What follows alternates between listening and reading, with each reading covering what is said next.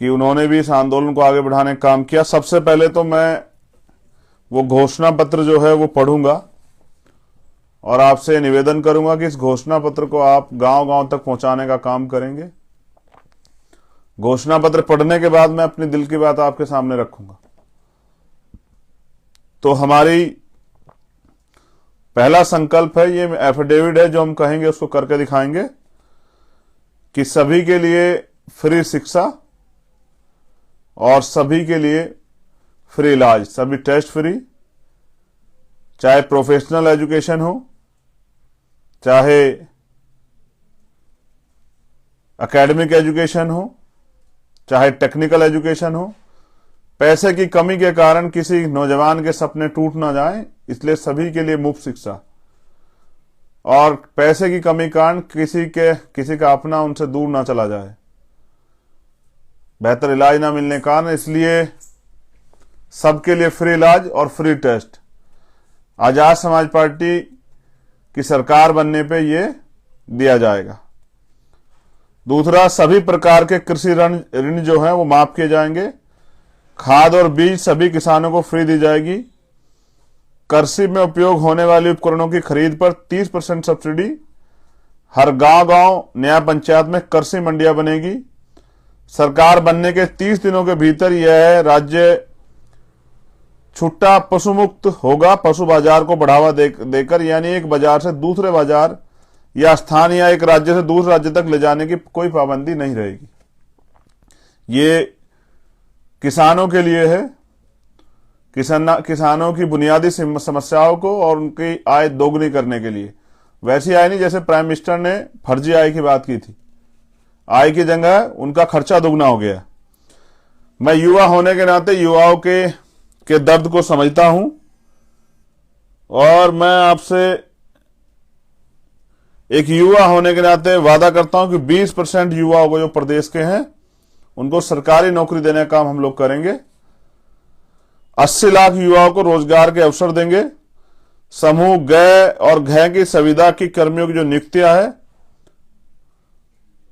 उन नियुक्तियों में आरक्षण और 5 साल बाद नियमितीकरण का प्रावधान लागू करेंगे। जो ग और घ की नियुक्तियां हैं, 5 साल में जो लोग लगेंगे उनको 5 साल जो नौकरी करेंगे उनको परमानेंट किया जाएगा।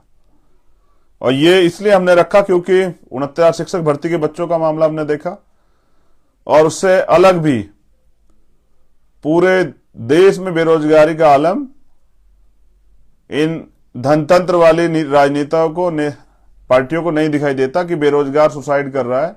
पढ़ा लिखा नौजवान मजबूर है, अपने सपनों को कुचलते हुए देख रहा है, खुद को मायूस है, उसके मन में सपने हैं कि सरकार उनकी बात को सुनेगी, लेकिन ना सरकार उनकी और ना ही उन बच्चों के सपनों सरकार को मतलब। तो ये फैसला लिया गया है। मैं ये इसलिए पढ़ के सुना रहा हूं कि आपको समझाने में आम आदमी को आसानी हो। जातिगत जनगणना और उसके आधार पर शासन प्रशासन सत्ता, सरकारी नौकरी, सरकारी ठेकों आदि में जातियों के अनुपातिक प्रतिनिधित्व को देने का बिल हम लाएंगे और उसको पास करा के ये सब चीजें लागू करेंगे। निजी क्षेत्रों में दलित, पिछड़े, आदिवासी और अल्पसंख्यकों को युवा योजना के तहत 85% आरक्षण लागू करेंगे। दलितों, पिछड़ों और आदिवासियों के लिए प्रमोशन में आरक्षण के बिल लाएंगे और सभी बैकलॉग वैकेंसियां जल्द से जल्द भरी जाएंगी।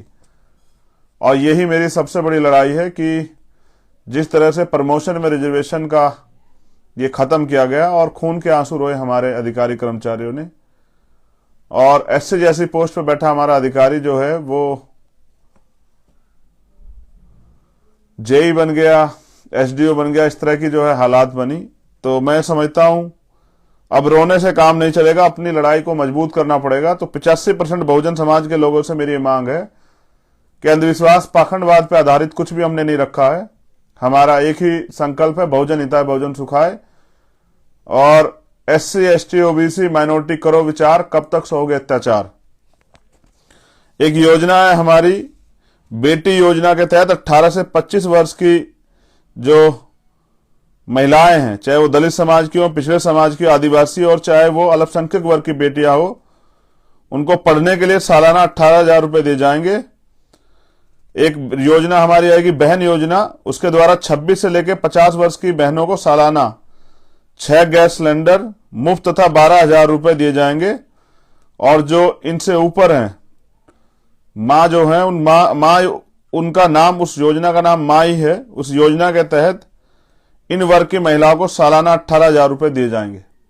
और ये हमारा प्रयास है एक महिलाओं को सशक्तिकरण के लिए, कि वो दोहरी गुलामी की जिंदगी जो इस देश में जी रही हैं, एक तो वो अधिकारों की वजह से गुलाम है, दूसरा वो इस देश में अपनी मर्जी से कुछ भी नहीं कर सकती, इसलिए भी वो दोहरी गुलामी जो झेल रही हैं, उन बहनों माताओं को सशक्त करने के लिए, क्योंकि डॉक्टर अंबेडकर ने कहा कि किसी भी महिलाओं की, किसी भी प्रदेश की, देश की तरक्की में उस प्रदेश देश में रहने वाली महिलाओं की तरक्की से मापता हूं। और समाज के लिए भी उनका यही उदाहरण था। इसलिए बहनों को, बच्चियों को और माओ को सशक्त करना पड़ेगा। एक बेटा योजना हमारी है। बेटा योजना के तहत दलित, पिछड़े, आदिवासी और अल्पसंख्यक वर्ग के 18 से 25 वर्ग के हर युवा को एक लैपटॉप और 18,000 रुपए सालाना वजीफा दिया जाएगा। भाई योजना के तहत इस वर्ग के 26 से 50 वर्ष के युवाओं को या तो नौकरी, रोजगार या फिर 18,000 सालाना बेरोजगारी भत्ता देंगे। 50 वर्ष से ज्यादा उम्र के इन वर्गों के लोगों को पापा योजना के तहत 18,000 सालाना जीवन यापन भत्ता देंगे। यानी कि कोई व्यक्ति किसी दूसरे के का मोहताज नहीं रहेगा और उसको आगे बढ़ने के लिए हम लोग अवसर प्रदान करेंगे।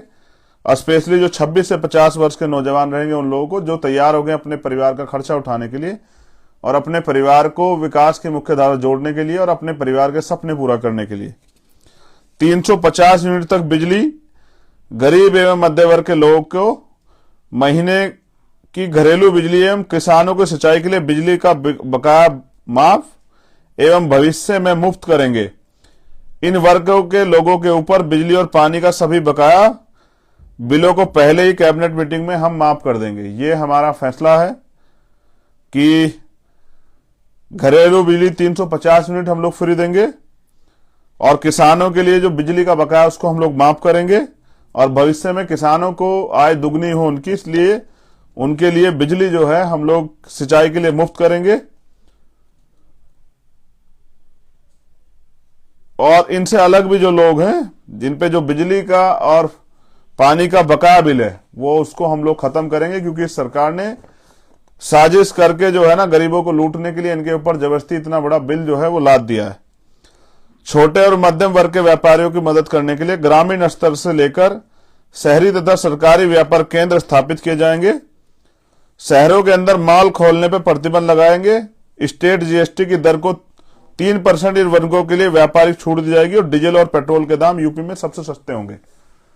हम पे योजना है कि जो छोटे और मध्यम वर्ग के व्यापारी हैं, जो गांव स्तर से लेकर जो छोटी छोटी दुकानें चलाते हैं शहर के स्तर पर, उनके लिए व्यापार केंद्र स्थापित किए जाएंगे।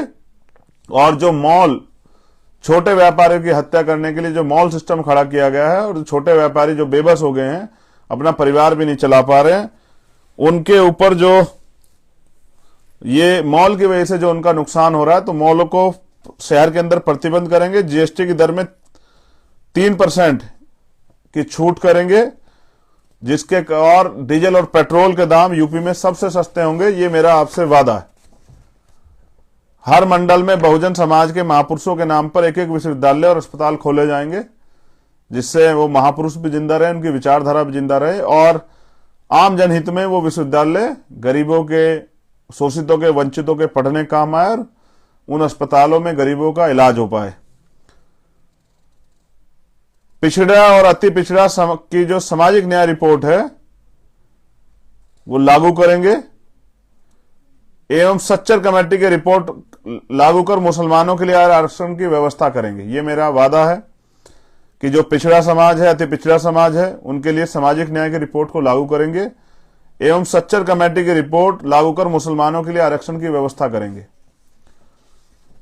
बुनकर, कारीगर, हाथ के जो दस्तकार हैं और सबके लिए ब्याज मुक्त लोन होगा।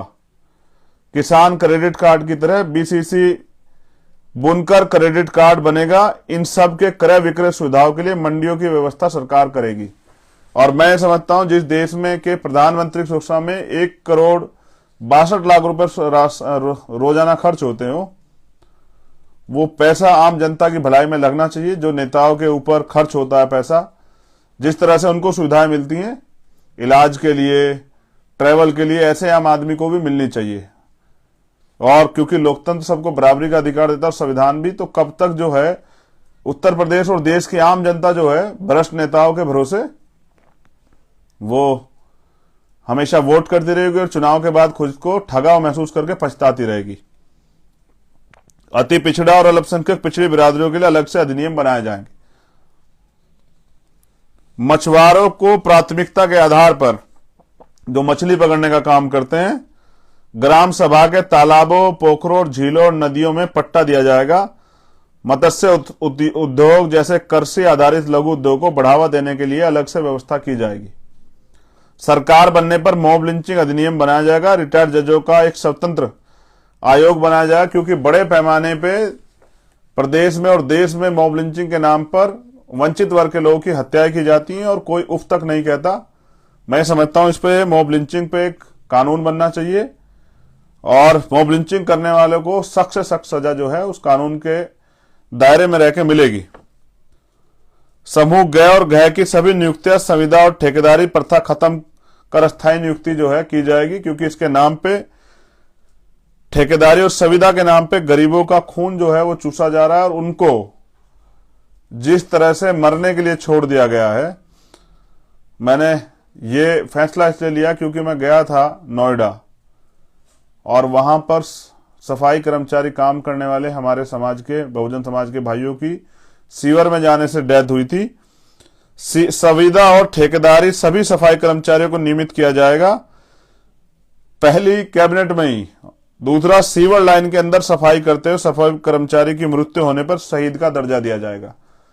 ये दर्द है मेरा, क्योंकि जैसे जवान होता है, जैसे किसान होता है, और वैसे ही इस देश की सफाई के लिए मेरा समाज जो बड़े पैमाने पे काम करता है उसकी जीवन सुरक्षा जरूर है। और वो अगर इस देश के अंदर की गंदगी साफ करने के लिए बलिदान देता है तो उसको शहीद का दर्जा मिलना चाहिए और वो शहीद वाली सुविधाएं भी सारी मिलनी चाहिए। लेकिन अगर हम रहेंगे तो मैं समझता हूं कि फिर बिना जो इक्विपमेंट्स हैं सुरक्षा के, उनके बगैर कोई भी काम जो है सफाई कर्मचारी वर्ग को नहीं मिलेगा, और वो भी नियमित नौकरी के तौर पे, ना कि ठेकेदारी और संविदा के तौर पे। और ये मेरा दर्द है। मैंने पूरे देश में बहुजन समाज की महिलाओं को, स्पेशली दलित समाज की महिलाओं को प्रदेश की और देश की गंदगी साफ करते देखा, और सम्मान के नाम पे सिर्फ और सिर्फ जो है उनको मजदूर समझ के अपमानित किया जाता है। ये इस देश का दुर्भाग्य है। प्राय देखा गया कि पूर्ववर्ती सरकारों द्वारा उत्तर प्रदेश के खिलाड़ियों की उपेक्षात्मक रवैया झेलना पड़ता है, जिसके लिए आजाद समाज पार्टी ने तय किया ग्रामीण स्तर पर खिलाड़ियों की प्रतिभा को निखारने के लिए ग्राम स्तर पर छोटे छोटे स्टेडियम बनाकर उसमें कोच की नियुक्ति कर खिलाड़ियों की प्रतिभा को निखारने काम करेंगे, तथा राष्ट्रीय और अंतर्राष्ट्रीय स्तर पर पदक लाने पर खिलाड़ियों को अलग से सरकारी नौकरी में कोटा तथा स्कॉलरशिप की व्यवस्था करेंगे। महंगाई की मार को देखते हुए सभी टोल उत्तर प्रदेश में फ्री किए जाएंगे। और मैं समझता हूं जब नेताओं की गाड़ी फ्री जाती है, अधिकारियों की गाड़ी फ्री जाती है, तो आम जनता को ही जब वो रोड टैक्स देते हैं, सेस देते हैं, तो फिर वो टोल टैक्स क्यों दे। इसलिए सभी टोल टैक्स जो हैं वो फ्री किए जाएंगे। आंगनबाड़ी भोजन माताओं की सैलरी 10,000 कर उन्हें नियमित किया जाएगा। आंगनबाड़ी में जो बहनें काम करती हैं और भोजन माता का काम करती हैं, उन सभी बहनों माताओं की सैलरी जो है वो 10,000 रुपए करके उनको नियमित किया जाएगा। भूमि व्यवस्था में सुधार कर स्वामीनाथन आयोग की रिपोर्ट लागू की जाएगी। और ये एक बहुत ऐतिहासिक कदम जो है होगा वंचित वर्ग के लिए, कि पहले भी इस पे प्रयास हुए हैं। बहुत बड़े पैमाने पे 200-200 बिघे, 300 बिघे सभी ग्राम सभाओं में बंजर भूमि पड़ी हुई है, और उसका आवंटन जो है वंचित वर्ग के लोगों में होना चाहिए, जिससे कि वो लोग उस भूमि के जरिए उनको रोजगार प्राप्त हो, उनकी आर्थिक स्थिति मजबूत हो, और वो अपने खुद को वो जो है ना खेती किसानी से जोड़ के और विकास की मुख्य धारा में वो भी शामिल हो सके, उनके बच्चे भी उन सुविधाओं का लाभ ले सके जैसे आप दूसरे लोग ले रहे हैं। सभी सरकारी विभाग में नियुक्ति संविदा कर्मचारियों की स्थायी नियुक्ति की जाएगी। सभी सरकारी विभाग में नियुक्त संविदा कर्मचारियों की स्थायी नियुक्ति की जाएगी। और आखिरी है, किसानों को सशक्तिकरण के लिए एमएसपी कानून लाएंगे एवं गन्ना किसानों को भुगतान 10 दिन के अंदर भुगतान की व्यवस्था करेंगे तथा 10 दिन में भुगतान न होने पर संबंधित मिल पर पेनल्टी तथा उचित कार्रवाई की जाएगी तथा गन्ना मूल्य 500 रुपए क्विंटल किया जाएगा तथा बंद पड़े चीनी मिल तत्काल रूप से चलाए जाएंगे। ये मेरी 22 प्रतिज्ञा, संकल्प और मेरा एफिडेविट है जो आजाद समाज पार्टी के लिए हमने तैयार किया है। ये मैंने आपके सामने रख दिए। इसमें कुछ वर्ड मिस्टेक हो सकते हैं, आप अपने आप सही कर लीजिएगा, क्योंकि जब हम इसको कंप्यूटर से निकाल रहे थे तो वहां लिखने में थोड़ी दिक्कत थी, तो इस वजह से पूरी दिक्कत जो है कुछ हो सकती है। आप इसको खुद सुधार कर सकते हैं, आप जिम्मेदार हैं, ये आपका अपना दल है। अब मैं आपसे कुछ बुनियादी बात कर लूं। साथियों, पिछले 5 से 6 दिन बड़े अजीब से गुजरे। स्थापित नेताओं ने अपनी राजनीतिक काम किया और उनको लगा कि उन्होंने किसी एक नए व्यक्ति को, जो सच्चा ईमानदार तो है लेकिन राजनीतिक नहीं है, उसको धोखा दे दिया। और मैं समझता हूं कि अच्छा किया उन्होंने, कम से कम मुझे सिखा तो दिया। अगर वो ना सिखाते तो मैं सोच के बैठा रहता कि गरीबों शोषितों की लड़ाई भी कोई लड़ सकता है। किसी नेता पे ये भरोसा जो है कर लेता कि भाई ये व्यक्ति इस शोषितों पिछड़ों की लड़ाई को, मजलूमों की लड़ाई को आगे बढ़ा सकता है। लेकिन साथियों, मैं समझता हूं कि जिस तरह से पिछले 6 साल से कंधे से कंधा मिला के भीम आर्मी के निष्ठावान, समर्पित और ऊर्जावान साथियों ने मुझे ये पहचान दी है, इस पहचान के साथ उन्होंने मुझे एक एटीट्यूड भी दिया। वो एटीट्यूड मुझे लड़ना सिखाता है, वो एटीट्यूड मुझे तमाम तरह की परेशानियां, कठिनाइयों के सामने डटकर खड़ा होना सिखाता है। और उनका संघर्ष, उन सब भाइयों का जो उन्होंने जेल काटी, मुकदमे झेले, तमाम तरह की परेशानियों की, उन सब साथियों का संघर्ष मुझे बड़े बड़े ताकतवर लोगों के सामने झुकने नहीं देता। ये ताकत दी है आप लोगों ने। ये भी सच है कि मैं बहुत बड़ा राजनीतिक नहीं, लेकिन ये भी एक कड़वा सच है कि कभी मैंने ईमानदारी से छल नहीं किया। मैंने जो काम किया पूरी ईमानदारी से किया।